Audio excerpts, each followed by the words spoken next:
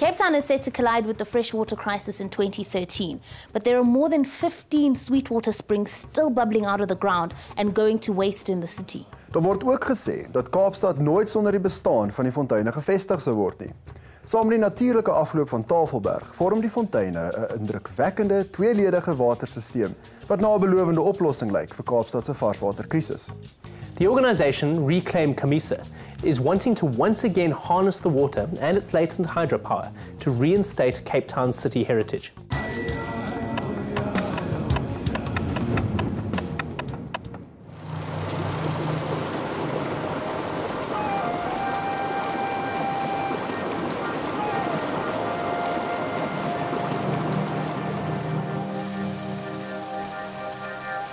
Let's take a look at a wonderful water resource that has been on our doorstep for all this time, but was scrapped from the National Acid Resource Register in 1994.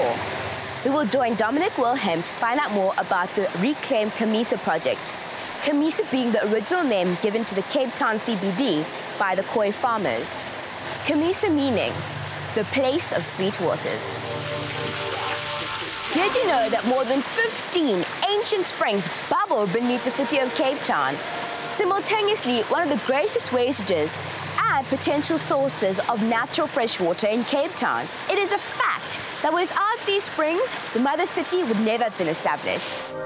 5 of Table Mountain's artesian freshwater springs, namely Beltsfontein, Skoltsfontein, Kleintuinklip and Verlatenbos, are led down the mountainside in rather compromised culverts such as these. These culverts take the water into a storm water system here in Upper Oranjesicht. Springs are formed when water percolates through sandstone, which is of course prevalent here on Table Mountain. But when this water connects with impermeable granite, it issues as a spring. Our drinking water comes from one of 2 sources. The first is surface water, which basically is rainfall runoff into rivers and dams. The other is groundwater. This is water which is collected underground in underground lakes, and these are known as aquifers. It is precisely streams like this which could play a vital role in a dual water system. And this system brings with it very promising solutions for Cape Town's freshwater crisis. For example, just a portion of this potential dual water system could provide for the freshwater needs of up to 110,000 people in Cape Town City. They may also provide new transport opportunities and the development of common public spaces through an innovative civic hydrology development methodology.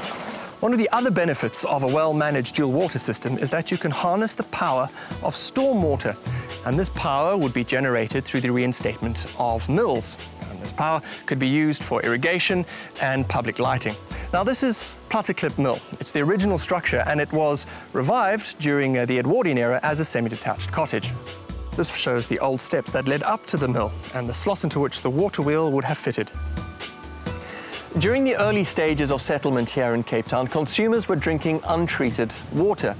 That was until 1869, when this structure was built. It's a slow sand filtration system here in Platteklip Gorge. Not only is it low cost and low maintenance, it is also extremely effective. And this type of system is used today in London to provide fresh drinking water. Even though this is clearly derelict, it would take about R1 million to resurrect it. And what that would mean is this: we would be saving up to hundreds of millions of litres of water, which is currently being wasted as we speak and running into the Atlantic Ocean. When one uncovers the history of a place, it is usually through title deeds, ownership and power. However, when one uncovers the history of a place through water, it uncovers the popular history of that place. Because water follows the path of least resistance. It has no boundaries. And you start noticing things like street names that have an obvious reference to water. And then there are the buildings and the remnants of the civic hydrology systems that once existed. We're here at Homestead Park, the original Oranjesicht farmstead. Remnants in the park include an outbuilding from 1800, a bell tower from 1775, as well as an old spring, Stadsfontein, or main spring as it has become known, and some Leigh water channels, as well as other elements of civic hydrology. This is Craft's hydroelectrical, and as the name simply implies, it's a hydroelectric power plant. Interestingly, it was this power plant which provided power for Cape Town City's public lighting before most of London had switched from gas-powered lighting. To our minds, this is a perfect example of a resource which is begging to be reinstated. The FIFA World Cup has been a catalyst in reclaiming some of this water for the Greenpoint Urban Park, a 12.5 hectare area within the common. This will be a public access space for recreation and social interaction within a peaceful, green context. Water from the historic artesian springs will be introduced into the park in ways that create gathering spaces where people can see, hear, touch and be educated about the water. Channels and spillways will feed into low-lying ponds, which in turn will feed into biodiversity gardens and a wetlands garden. Reclaim Camissa, together with Green Goal, have set this in motion. Green Goal is the official event greening initiative of the 2010 FIFA World Cup in South Africa. Cape Town and the Western Cape Province decided early on in the planning to focus on sustainability as part of the event preparations. And we also saw the opportunity to invest in the environment through legacy projects. We also invested in water-saving technologies in the stadium, and we are harvesting rainwater from the roof of the stadium. In the planning stages of this 100-hectare piece of land, we realized that there's going to be a need for a substantial amount of irrigation water.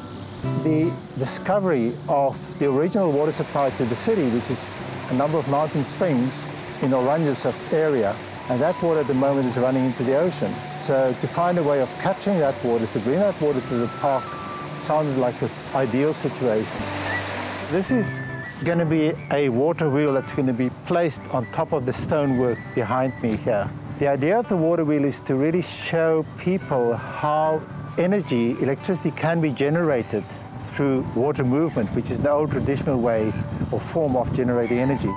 This area was actually a seasonal wetland, and in fact people used to canoe and sail here even in winter when there was a big body of water. But now it's been changed into, or we've developed the new Greenpoint Urban Park, and this is one of 3 theme areas in the Biodiversity Showcase Garden. And this area around us is the Wetland Walk, where we showcase some of the amazing biodiversity that we have in the wetlands around Cape Town. South Africa has one of the most progressive water regulatory regimes in the world. We are one of 20 nations that actually recognizes fresh water as a basic human right. But this stands in contrast to our capacity to actually deliver that fresh water, as well as our dire environmental challenges. Philemon, you are the Director of Water and Sanitation for Cape Town. Why were the springs scrapped from the Asset Resource Register in 1994? I'm not so sure about the scrapping from the Asset Register. They could have been scrapped as a source of drinking water for the city. We have taken the springs out of our system or value chain of supply, water supply, where we say that it's one of the sources. With Cape Town set to collide with the freshwater crisis by 2013, the development of this project is crucial to the future of the city. Let's hear what the people behind Reclaim Camissa have to say. This is magnificent, Carol. It's like discovering a long-lost treasure. It is a long-lost treasure. This is in the region of 4.6 billion years old. Caron, you obviously very passionate about this as the founder of Kamissa. What does it mean to you, and maybe also what do you feel it means to Cape Town, the city? I think that it's a way to transform the city and to transform the society. I've really felt that people need to be exposed to what lies here and what potential lies within that. Doesn't it on some level to you seem utterly bizarre that we need to fight to save water in a country in which we are only using 30 to 40% of this vital resource? Why do we need to fight?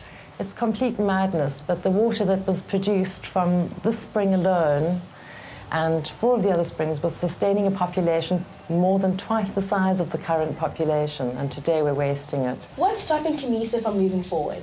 Really, it's just funding. We're looking at this point for seed funding to be able to get to the place we need to be in about 6 months to be able to start implementing.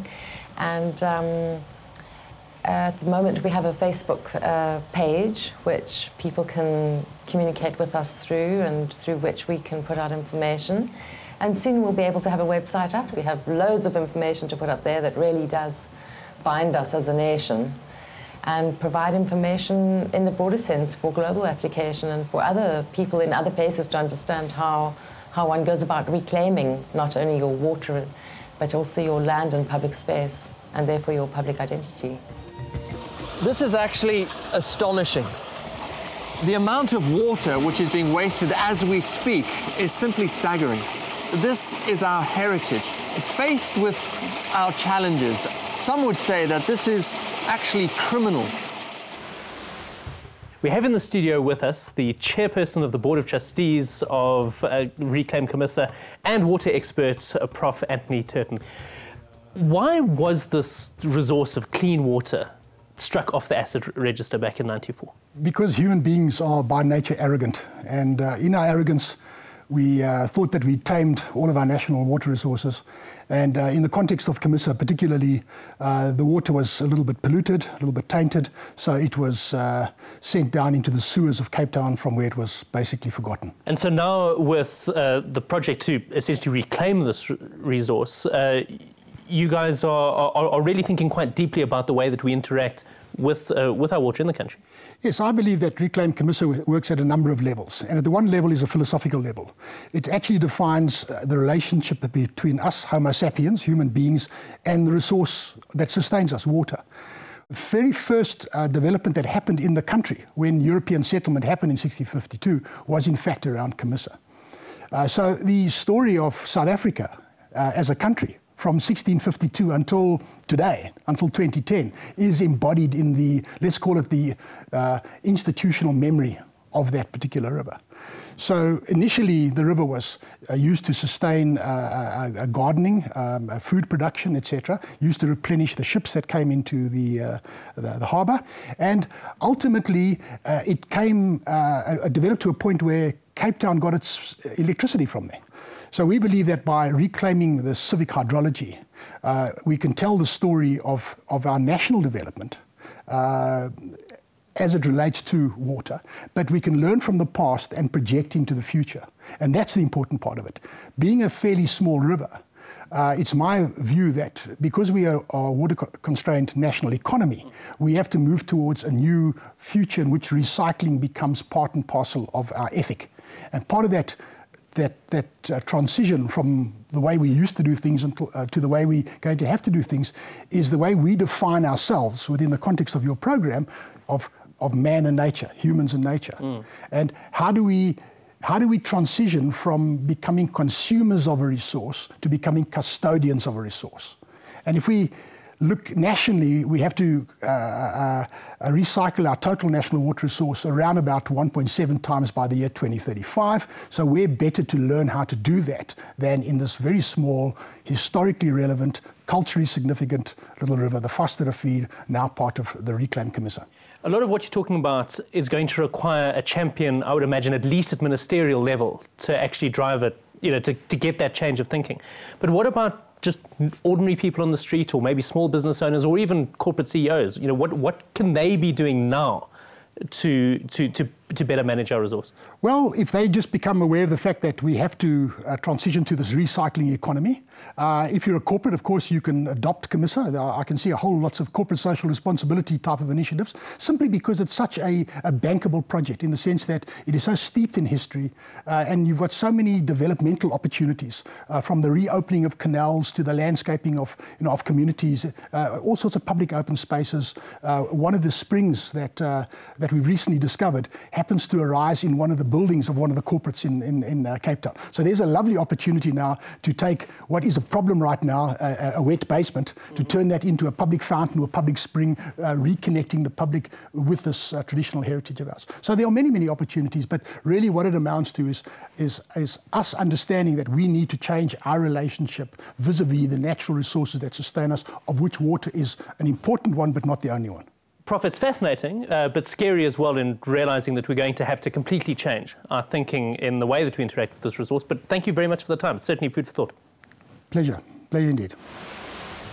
Ek hoop dat die owerhede wat Kaapstad se water beheer na hierdie situasie sal kyk. Hierdie tye kan mens nie bekostig om die moederstad se drinkwater in die see te laat inloop nie.